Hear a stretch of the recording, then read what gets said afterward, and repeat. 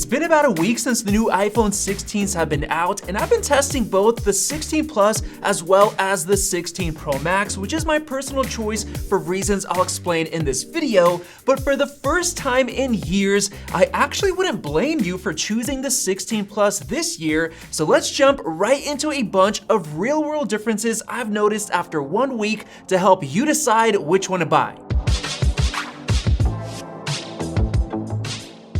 Starting with real difference number 1, it's definitely the fresh design or lack thereof. When phones get so polished after so many years, what really matters about a new phone? Honestly, it's when the phone feels fresh and different. And one of these phones very clearly feels fresh while the other one feels basically the same as what we had last year. Yep, the 16 Plus comes with a brand new camera bump design which honestly looks so beautiful with this retro vibe that I've been really liking over the past week, enough to actually say that I kind of prefer this look over the 16 Pro Max's camera bump, which is literally the same thing we've had for years. Now, even though I absolutely love the new desert titanium color on the 16 Pro Max, I've gotta admit that the colors on the 16 Plus are so much nicer, and this is probably the #1 reason for why pre-orders of the iPhone 16 Plus jumped 48% this year, while pre-orders for the Pro models actually dropped.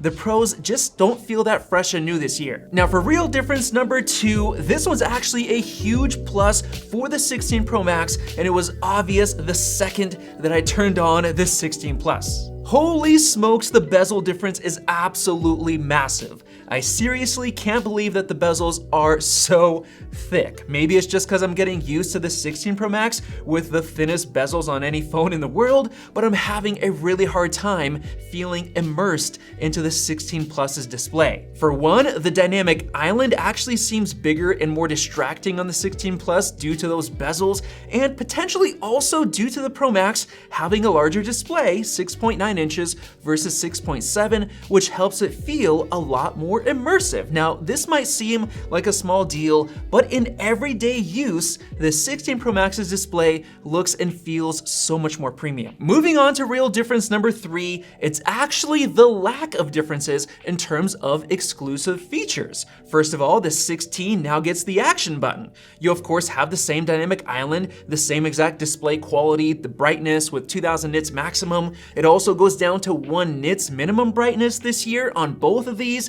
You also have the same new ceramic shield glass that's a lot stronger. You have the same 25-watt MagSafe charging, as well as up to 45-watt wired charging when you're playing games and charging at the same time on both of these. They also both have Wi-Fi 7, as well as the new camera control feature and the new thermal system upgrades and the same exact Apple Intelligence features. Apple, for some reason, gave all of the new and exciting features to the regular 16s as well, which makes it really hard to justify the extra $300 that you have to dish out to buy the 16 Pro Max over the 16 Plus. However, there is actually a pretty big difference in terms of the cameras, which is difference number 4. Yes, the selfie cameras are the same with basically no differences, and both main cameras are 48 megapixels, so the 1x and 2x shots look pretty similar, but the 16 Pro Max has multiple big advantages over the 16 Plus. But first, our sponsor MOFT sent over their Creator Kit with 5 items including the most creative MagSafe accessories for your iPhone. The MOFT case is great because of its minimalistic design with soft vegan leather texture and a bunch of colors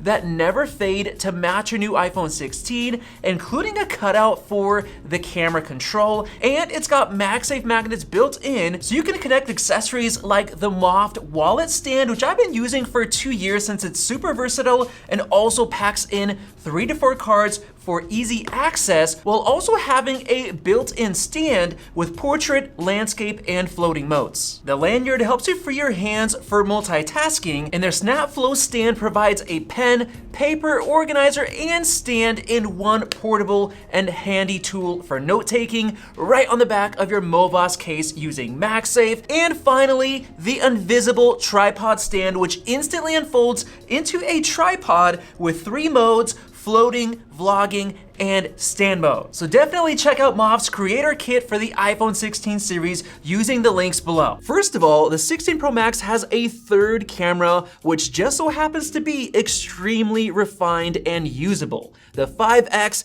Tetra Prism, which is actually my favorite, seeing as it greatly improves the quality of zoom shots, as well as giving you an additional camera to use for portrait mode. And let me tell you right now, 5x portraits look amazing and really make it feel like you're using a pro camera. You of course can also use the 5x lens for video with really great stabilization, giving you a really clean shot at subjects further away like in this Monster Jam example. And on top of that, the 16 Pro Max now has an upgraded 48 megapixel ultra-wide camera, which means you get much better quality than the 12 megapixel version on the 16 Plus. And yes, that translates over to macro photos as well. And finally, the Pro Max supports 4K 120 FPS slow motion thanks to its faster sensor.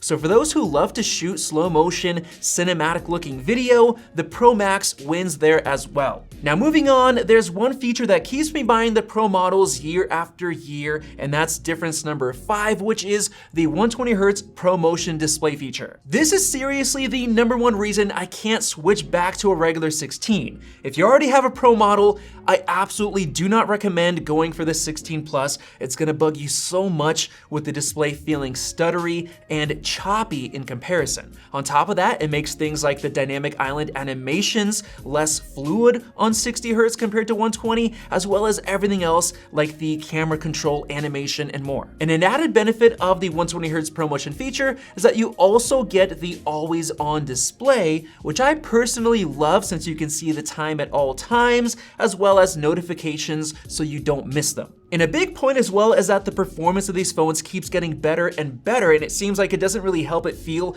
more snappy, but what does is 120Hz refresh rate, since it makes it feel so fluid and super smooth, achieving that snappy, powerful feeling. And speaking of performance, let's get into real difference number 6, the new A18 and A18 Pro chips. First off, Apple for some reason gave the 16 Plus an A18 chip, which has the same exact 6-core CPU layout, the same 8 gigs of the same speed RAM, and the same 16-core neural engine, making it the smallest performance difference we've had in years. And the 16 Plus actually gained more this year with the A18 chip, since it's coming from the A16 chip, which is a 4nm chip which doesn't support Apple Intelligence, while the A18 Pro isn't getting as much compared to last year's A17 Pro, which was already a 3nm efficient chip with Apple Intelligence support. But between the two, the A18 Pro seems to be scoring just a bit higher in terms of both single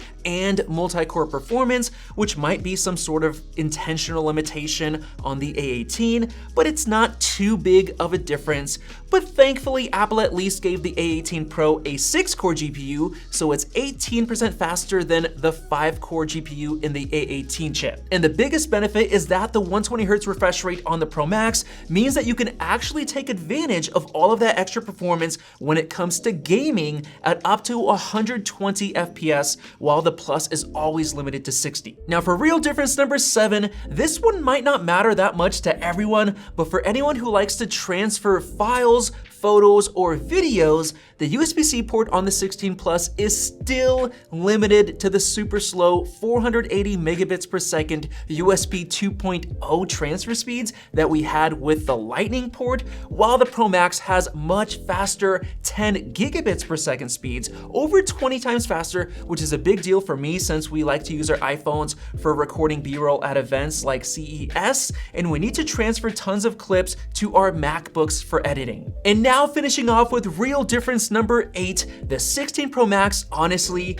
just feels so much more premium. The 16 Plus feels super light, and for some reason just not that solid and dense, probably due to the aluminum chassis, which to me doesn't feel nearly as premium as the heavier, more solid, more durable titanium. And no joke, the bezels actually make a huge difference in terms of premiumness, which is probably why Apple made it such a big difference.